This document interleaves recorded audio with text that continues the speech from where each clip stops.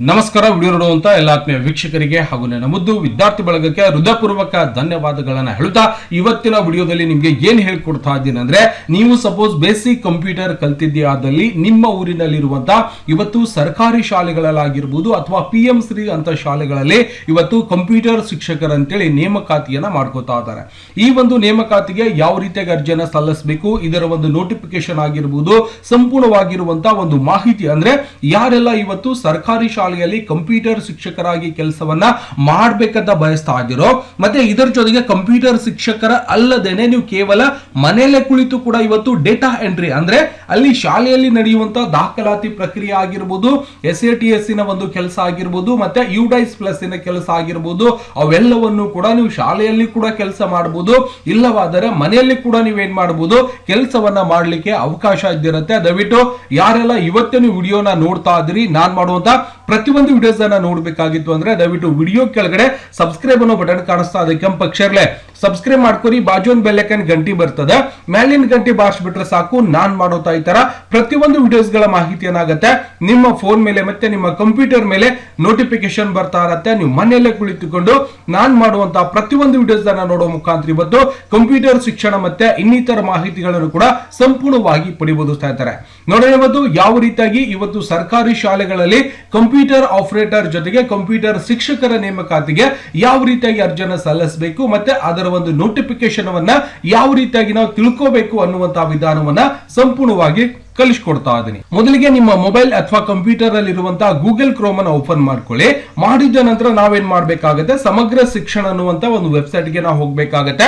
ಆ ಒಂದು ವೆಬ್ಸೈಟ್ ಗೆ ಹೋದಾಗ ಅಲ್ಲಿ ಸಿಗುವಂತ ಎಲ್ಲ ತರದ ಒಂದು ಅಧಿಸೂಚನೆಗಳನ್ನ ನಾವೇನ್ ಮಾಡಬಹುದು, ಕೆಳಗಡೆ ಬಂದಾಗ ಇಲ್ಲಿಂದ ನಾವು ನೋಡ್ತಾ ಇದೀವಿ. ಎಲ್ಲ ತರದ ಒಂದು ಸುತ್ತೋಲೆಗಳಾಗಿರ್ಬೋದು, ಜೊತೆಗೆ ಸರ್ಕಾರದ ಯೋಜನೆಗಳಾಗಿರ್ಬೋದು, ಬಜೆಟ್ ನಡವಳಿಕೆಗಳಾಗಿರ್ಬೋದು, ಜೊತೆಗೆ ಎಲ್ಲವನ್ನು ಕೂಡ ಸಂಪೂರ್ಣವಾಗಿ ನಮಗೆ ಈ ಒಂದು ವೆಬ್ಸೈಟ್ ಅಲ್ಲಿ ಸಿಗುತ್ತೆ.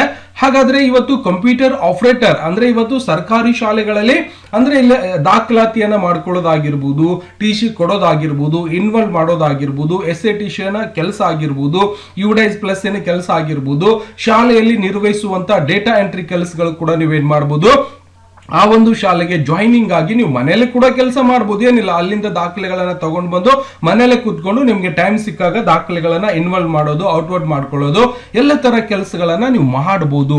ಹಾಗಾದ್ರೆ ಯಾವ ರೀತಿಯಾಗಿ ಆ ಒಂದು ಸುತ್ತೋಲೆಯನ್ನ ನೋಡ್ಬೇಕಾಗಿತ್ತು ಅಂದ್ರೆ, ನಾವು ಸುತ್ತೋಲೆಗಳ ಮೇಲೆ ಕ್ಲಿಕ್ ಅನ್ನ ಮಾಡ್ಕೊಂಡ್ರೆ ಸಾಕು. ಸೇವೆಗಳ ಮತ್ತು ಸುತ್ತೋಲೆ ಮೇಲೆ ಕ್ಲಿಕ್ ಮಾಡ್ರಿ. SSK ಅಂತ ಸಮಗ್ರ ಶಿಕ್ಷಣ ಒಂದು ಶಾಲಾ ಶಿಕ್ಷಣ ಇಲಾಖೆ ಒಂದು ವೆಬ್ಸೈಟ್ ಗೆ ಹೋದಾಗ ಇಲ್ಲಿ ಸಂಪೂರ್ಣವಾಗಿರುವಂತಹ ಅಧಿಸೂಚನೆಗಳ ನಮಗೆ ನೋಡ್ಲಿಕ್ಕೆ ಸಿಗ್ತಾ ಇರತ್ತೆ.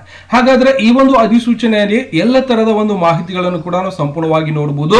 ಇಲ್ಲಿ ಹೆಚ್ಚುವರಿ ಸುತ್ತೋಲೆ 2026-27ನೇ ಒಂದು ಬಜೆಟ್ ಪ್ಯಾರಾ ರಾಜ್ಯದಲ್ಲಿ 204 BRC ಮತ್ತು ಕೇಂದ್ರಗಳಲ್ಲಿ ಒಬ್ಬರಂತೆ ಮಾನಸಿಕ ಆರೋಗ್ಯ ಸಲಹೆಗಾರರ ನೇಮಕಾತಿ ಸಮಾಲೋಚನೆ ಕೂಡ ಸಂಪೂರ್ಣವಾಗಿ ಮಾಡಿರುವಂತದ್ದು.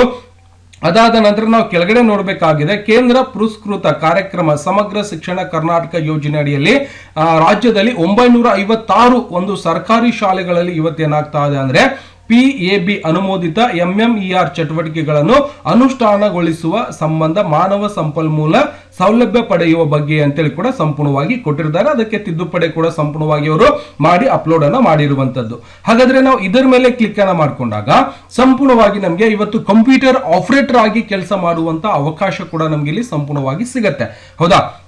ಹಾಗಾದ್ರೆ ನಾವು ಇದರಲ್ಲಿ ನಾವು ಸಂಪೂರ್ಣವಾಗಿ ನೋಡಬಹುದು. ಇಲ್ಲಿಂದ ಸಂಪೂರ್ಣವಾಗಿ ನಮಗೆ ಒಂದು ಅಧಿಸೂಚನೆ ಕೂಡ ನಾವು ನೋಡ್ತಾ ಇದೀವಿ.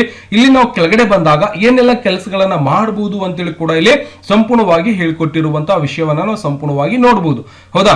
ಹಾಗಾದ್ರೆ ಇಲ್ಲಿ ಏನ್ ಕೆಲಸ ಮಾಡಬಹುದು ಅಂದ್ರೆ, ವಿದ್ಯಾರ್ಥಿಗಳ ಒಂದು ನಿರ್ವಹಣಾ ದತ್ತಾಂಶ ನಿರ್ವಹಣಾ ಸಹಾಯಕರಾಗಿ ಕೆಲಸ ಮಾಡಬಹುದು. ಸ್ಟೂಡೆಂಟ್ ಡೇಟಾ ಮ್ಯಾನೇಜ್ಮೆಂಟ್ ಅಸಿಸ್ಟೆಂಟ್ ಆಗಿನೂ ಕೂಡ ಕೆಲಸವನ್ನ ಮಾಡಬಹುದು, ನೇಮಕ ಅಂತ ಹೇಳ್ತಾ ಇದ್ದಾರೆ.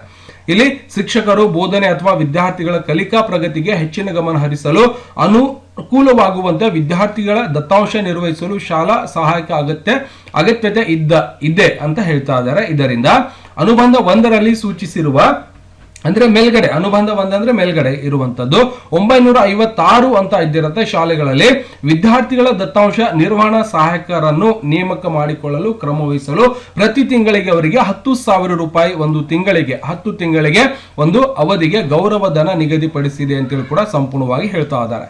ಅಂದ್ರೆ ಪ್ರತಿ ತಿಂಗಳಿಗೆ 10,000 ರೂಪಾಯಿ ವೇತನವನ್ನು ಕೂಡ ಅವರು ನಮಗೆ ಸಂಪೂರ್ಣವಾಗಿ ಕೊಡ್ತಾರೆ. ಇದನ್ನ ನಾವೇನ್ ಮಾಡ್ಬೇಕಾಗತ್ತಪ್ಪ ಅಂದ್ರೆ ವಿದ್ಯಾರ್ಥಿಗಳ ದಾಖಲಾತಿ ಆಗಿರ್ಬೋದು, ಹಾಜರಾತಿ ಆಗಿರ್ಬೋದು, ಮತ್ತೆ ಶೈಕ್ಷಣಿಕ ಸಾಧನೆ ಇತರೆ ಮಾಹಿತಿಗಳನ್ನು ಸಮರ್ಪಕವಾಗಿ ನಿರ್ವಹಿಸುವುದು, ವಿವಿಧ ಸರ್ಕಾರಿ ಪೋರ್ಟಲ್ಗಳು ಮತ್ತು IMS ವ್ಯವಸ್ಥೆಗಳಿಗೆ ಮಾಹಿತಿಯನ್ನು ಸಮಯೋಚಿತವಾಗಿ ಅಪ್ಲೋಡ್ ಮಾಡುವುದು ಹಾಗೂ ಶಾಲಾ ಆಡಳಿತ ಒಂದು ಕಾರ್ಯಕ್ಷಮತೆ ಹೆಚ್ಚಿಸಲು ಈ ಒಂದು ನೇಮಕಾತಿಯನ್ನ ಮಾಡ್ಕೋತಾ ಇದ್ದಾರೆ ಅನ್ನೋದು ಕೂಡ ನಾವು ನೋಡಬಹುದು. ಹೌದಾ, ಇದರಲ್ಲಿ ಸಂಪೂರ್ಣವಾಗಿ ಇದಕ್ಕೆ ಯಾರೆಲ್ಲ ಅನುಮೋದನೆ ಕೊಡ್ತಾರೆ, ಕಂಪ್ಯೂಟರ್ ಅಪ್ಲಿಕೇಶನ್ ಅಲ್ಲಿ ಪದವಿ ವಿದ್ಯಾರ್ಥಿ ಹೊಂದಿರುವ ವಿದ್ಯಾರ್ಥಿಗಳು ಅಥವಾ ದತ್ತಾಂಶ ನಿರ್ವಹಣೆ MS ಆಫೀಸ್ ಮತ್ತೆ ಇಲ್ಲಿಂದ ಸ್ಪ್ರೈಡರ್ ಸೀಟ್ ಆಗಿರ್ಬೋದು, ಆನ್ಲೈನ್ ಪೋರ್ಟಲ್ಗಳು ಅಥವಾ ಡಿಜಿಟಲ್ ದಾಖಲೆಗಳ ನಿರ್ವಹಣೆ ಬಗ್ಗೆ ಮೂಲಭೂತ ಜ್ಞಾನ ಮತ್ತು ಕೌಶಲ್ಯ ಹೊಂದಿರುವವರು ಇದಕ್ಕೆ ನೇಮಿಸಿಕೊಳ್ಳಲು ಅಗತ್ಯ ಕ್ರಮವನ್ನು ಪಾಲಿಸಬೇಕಾಗುತ್ತೆ ಅಂತ ಹೇಳಿ ಹೇಳ್ಕೊಟ್ಟಿದ್ದಾರೆ. ಅದಾದ ನಂತರ ಇದರಲ್ಲಿ ನೀವು ಏನ್ ಕೆಲಸ ಮಾಡ್ಬೇಕಂದ್ರೆ UDIS ಪ್ಲಸ್ SATS LB ಅಂಕಗಳನ್ನು ನಮೂದಿಸುವುದು, MMS ಸಮಗ್ರ ಶಿಕ್ಷಣ ಕರ್ನಾಟಕ ಹಾಗೂ MMS ವ್ಯವಸ್ಥೆ ಅಗತ್ಯ ಮಾಹಿತಿಯನ್ನು ಸಂಗ್ರಹಿಸಿ ಕ್ರೋಢೀಕರಿಸಿ ಒಂದು ಸಮಯಕ್ಕೆ ಸರಿಯಾಗಿ ಅಪ್ಲೋಡ್ ಮಾಡುವುದು. ಇವೆಲ್ಲವನ್ನು ಕೂಡ ನೀವು ಅಲ್ಲಿ ಕಂಪ್ಯೂಟರ್ ಆಪರೇಟರ್ ಆಗಿ ಕೆಲಸಕ್ಕೆ ಜಾಯಿನ್ ಆದ್ರೆ ಇವೆಲ್ಲ ಕೆಲಸವನ್ನ ಮಾಡಬೇಕು ಅಂತೇಳಿ ಕೂಡ ಅವರು ಹೇಳ್ತಾ ಇದ್ದಾರೆ. ಇದನ್ನ ಸಂಪೂರ್ಣವಾಗಿ ನೋಡಬೇಕು. ಸಂಪೂರ್ಣವಾಗಿ ನೋಡಿದ ನಂತರ ಅಳವಡಿಸಲು ಕಾಲಮಿತಿ ಅಥವಾ ವಿದ್ಯಾರ್ಥಿಯನ್ನು ಕೂಡ ಸಂಪೂರ್ಣವಾಗಿ ಕೊಟ್ಟಿರುವಂತದ್ದು. ಅದಾದ ನಂತರ ಕೆಳಗಡೆ ನೋಡಬೇಕು ಎಲ್ಲವನ್ನು ಕೂಡ LKG ಇಂದ 12ನೇ ತರಗತಿವರೆಗೆ ಬರುವ ಎಲ್ಲ ಹಂತದ ಶಾಲೆಗಳಲ್ಲಿ ಕಾರ್ಯನಿರ್ವಹಿಸುವುದು ಅಂತೇಳಿ ಕೂಡ ಸಂಪೂರ್ಣವಾಗಿ ಹೇಳ್ತಾ ಇದ್ದಾರೆ. ಅಂದ್ರೆ ಇದಕ್ಕೆ ನೀವು ಅರ್ಜಿಯನ್ನ ಸಲ್ಲಿಸಬೇಕಾಗಿತ್ತು ಅಂದ್ರೆ degree with computer course certificate ಕೂಡ ನಿಮ್ಮ ಹತ್ರ ಇರಬೇಕಾಗತ್ತೆ. ಸರ್ ನಾವು ಕಂಪ್ಯೂಟರ್ ಕೋರ್ಸ್ ಕಲ್ತೀವಿ, ನಮ್ಮ ಹತ್ರ ಕಂಪ್ಯೂಟರ್ ಸರ್ಟಿಫಿಕೇಟ್ ಇಲ್ಲ ಅಂದ್ರೂ ಕೂಡ ನಮ್ಮ ಸಂಸ್ಥೆಯಿಂದ ನಿಮ್ಗೆ ನಿಮ್ಮ ಮನೆ ಬಾಗಿಲಿಗೆ ಕಂಪ್ಯೂಟರ್ ಕೋರ್ಸಿನ ಸರ್ಟಿಫಿಕೇಟ್ ಕೂಡ ಪ್ರೊವೈಡ್ ಮಾಡ್ತಾ ಇದಾವೆ. ಸರ್ಟಿಫಿಕೇಟ್ ಬೇಕಾಗಿತ್ತು ಅಂದ್ರೆ ಇಲ್ಲಿ ಆಗಸ್ಟ್ 15, 2026 ಅಂತ ದಿನಾಂಕ ಕೊಟ್ಟಿರ್ತಾರೆ.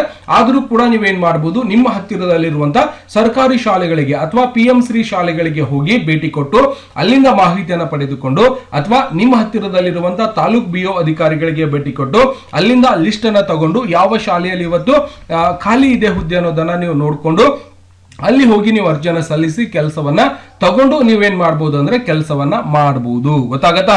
ಇಲ್ಲಿಂದ ಸಂಪೂರ್ಣವಾಗಿ ಹೇಳ್ಕೊಟ್ಟಿದ್ದಾರೆ. ಇದಕ್ಕೆ ಅರ್ಜಿ ಸಲ್ಲಿಸಬೇಕು ಅಂದ್ರೆ ಕಡ್ಡಾಯವಾಗಿ ಕಂಪ್ಯೂಟರ್ ಸರ್ಟಿಫಿಕೇಟ್ ಇರಬೇಕು. ಇಲ್ಲ ಅಂದ್ರೆ ನಮ್ಮ ಸಂಸ್ಥೆಯಿಂದ ನಿಮಗೆ ಕಂಪ್ಯೂಟರ್ ಕೋರ್ಸಿನ ಸರ್ಟಿಫಿಕೇಟ್ ಅನ್ನ ಪ್ರೊವೈಡ್ ಮಾಡ್ತೇವೆ. ಸರ್ಟಿಫಿಕೇಟ್ ಬೇಕಾಗಿತ್ತು ಅಂದ್ರೆ ಗುರು 9x ಅಂತ Instagram ID ಇರುತ್ತೆ, ಅಲ್ಲಿ ಬಂದು ಕಾಂಟ್ಯಾಕ್ಟ್ ಮಾಡ್ಕೊಂಡು ನೀವು ಕಂಪ್ಯೂಟರ್ ಕೋರ್ಸಿನ ಸರ್ಟಿಫಿಕೇಟ್ ಅನ್ನ ತಗೊಂಡು ನೀವು ಇದಕ್ಕೆ ಅರ್ಜಿಯನ್ನು ಸಲ್ಲಿಸಿ ಆಯ್ಕೆಯಾಗಿ ನಿಮ್ಮ ಊರಿನಲ್ಲೇ ಕೆಲಸ ಮಾಡೋ ಮುಖಾಂತರ ನೀವು 10,000 ರೂಪಾಯಿ ವೇತನವನ್ನ ಪಡೆಯಬಹುದು. ಅದಾದ ನಂತರ ಭದ್ರತಾ ಸಿಬ್ಬಂದಿ ಸೆಕ್ಯೂರಿಟಿ ಒಂದು ಸ್ಟಾಫ್ ಕೂಡ ನೇಮಕಾತಿಯನ್ನ ಮಾಡ್ಕೋತಾ ಇದ್ದಾರೆ. ಇದಕ್ಕೂ ಕೂಡ ನೀವು ಅರ್ಜಿಯನ್ನ ಸಲ್ಲಿಸಬಹುದು. ಸೆಕ್ಯೂರಿಟಿ ಸ್ಟಾಫ್ ನಿಮ್ಮ ಊರಿನಲ್ಲಿರುವಂತಹ ಶಾಲೆಯಲ್ಲಿ ಸೆಕ್ಯೂರಿಟಿ ಗಾರ್ಡ್ ಆಗಿ ಕೆಲಸ ಮಾಡೋ ಮುಖಾಂತರ ಪ್ರತಿ ತಿಂಗಳು 10,000 ರೂಪಾಯಿ 10 ತಿಂಗಳ ಅವಧಿಗೆ ನಿಮ್ಗೆ ನಿಗದಿಯನ್ನ ಮಾಡ್ಕೊಂಡಿರ್ತಾರೆ. ಅದಕ್ಕೂ ಕೂಡ ನೀವು ಅರ್ಜಿಯನ್ನ ಸಲ್ಲಿಸಬಹುದು. ಗೊತ್ತಾಗತ್ತಾ? ಇಲ್ಲಿ ಎಲ್ಲ ತರದ ಒಂದು ಮಾಹಿತಿ ಕೂಡ ಸಂಪೂರ್ಣವಾಗಿ ಕೊಟ್ಟಿರ್ತಾರೆ. ಈ ಒಂದು ಮಾಹಿತಿಯನ್ನ ಸಂಪೂರ್ಣವಾಗಿ ನೀವೇನ್ ಮಾಡಬಹುದು, ಒಂದ್ಸಾರಿ ನೋಡ್ಕೊಂಡು ಸಂಪೂರ್ಣವಾಗಿ ನೀವೇನ್ ಮಾಡ್ಬೇಕು, ಒಂದ್ಸಾರಿ ಚೆಕ್ ಮಾಡ್ಕೊಳ್ಳಿ. ಎಲ್ಲವನ್ನು ಓದ್ಕೊಂಡು ನೀವೇನ್ ಮಾಡ್ಬೇಕಪ್ಪ ಅಂದ್ರೆ ಅರ್ಜಿಯನ್ನ ಸಲ್ಲಿಸಬೇಕು.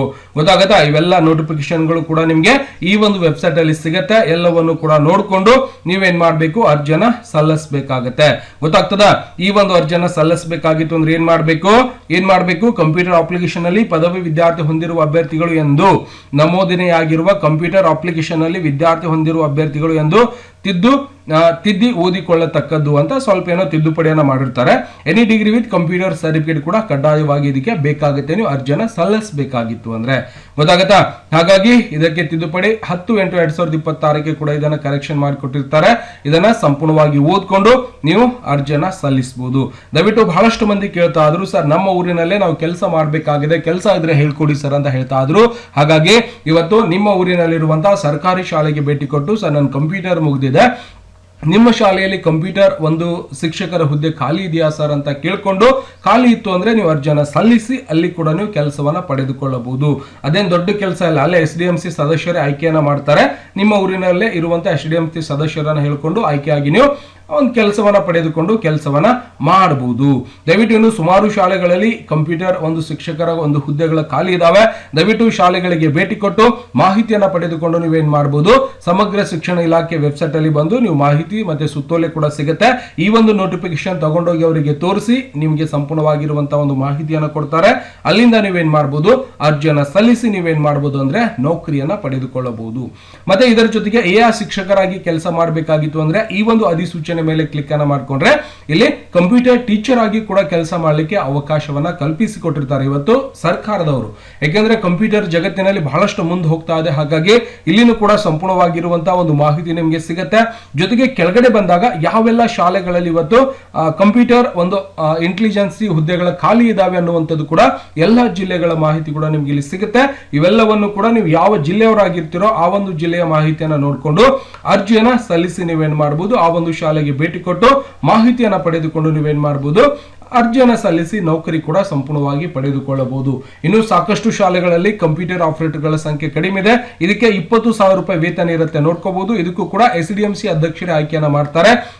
ಹಾಗಾಗಿ ಯಾರೆಲ್ಲ ಕಂಪ್ಯೂಟರ್ ಬರುತ್ತೆ ನಿಮ್ಗೆ ಅಂದ್ರೆ ದಯವಿಟ್ಟು ಕಂಪ್ಯೂಟರ್ ಬರ್ತಿತ್ತು ಅಂದ್ರೆ ನಿಮ್ಮ ಹತ್ರ PGDC ಅನ್ನುವಂತ ಕಂಪ್ಯೂಟರ್ ಕೋರ್ಸಿನ ಸರ್ಟಿಫಿಕೇಟ್ ಇರಬೇಕಾಗುತ್ತೆ. ಸರ್ PGDC ಸರ್ಟಿಫಿಕೇಟ್ ಇಲ್ಲ ಅಂದ್ರೆ ಏನ್ ಮಾಡಬೇಕು ಅಂದ್ರೆ Guru9X ಅಂತ Instagram ಐಡಿಗೆ ಬಂದು ಕಾಂಟ್ಯಾಕ್ಟ್ ಮಾಡಿಕೊಂಡು ಕಂಪ್ಯೂಟರ್ ಕೋರ್ಸಿನ ಒಂದು ಸರ್ಟಿಫಿಕೇಟ್ ಅನ್ನ ಪಡೆದು ನೀವು ಅರ್ಜಿಯನ್ನ ಸಲ್ಲಿಸಬಹುದು. ಸರ್ಕಾರದಿಂದ ಮಾನ್ಯತೆ ಪಡೆದಿರುವಂತಹ ಸಂಸ್ಥೆಯಿಂದಾನೇ ನಿಮಗೆ ಸರ್ಟಿಫಿಕೇಟ್ ಅನ್ನ ಪ್ರೊವೈಡ್ ಮಾಡ್ತಾ ಇದೀವಿ. ದಯವಿಟ್ಟು ಆ ಒಂದು ಸರ್ಟಿಫಿಕೇಟ್ ತಗೊಂಡು ನಿಮ್ಗೆ ಬೇಕಾದಾಗ ನೀವು ಉಪಯೋಗಕ್ಕೆ ಬರುತ್ತೆ, ನೀವು ಉಪಯೋಗಿಸಬಹುದು. ದಯವಿಟ್ಟು ಹೇಳಿರುವಂತಹ ಮಾಹಿತಿ ಇಷ್ಟ ಆಗಿತ್ತು ಅಂದ್ರೆ ವಿಡಿಯೋ ಲೈಕ್ ಮಾಡೋದನ್ನ ಮರಿಬಾರ್ದು. ಮತ್ತೆ ಸಿಗೋಣ ಮುಂದಿನ ವಿಡಿಯೋದಲ್ಲಿ. ನಮಸ್ಕಾರ. ವಿಡಿಯೋ ನೋಡುವಂತ ಎಲ್ಲ ಆತ್ಮೀಯ ವೀಕ್ಷಕರಿಗೆ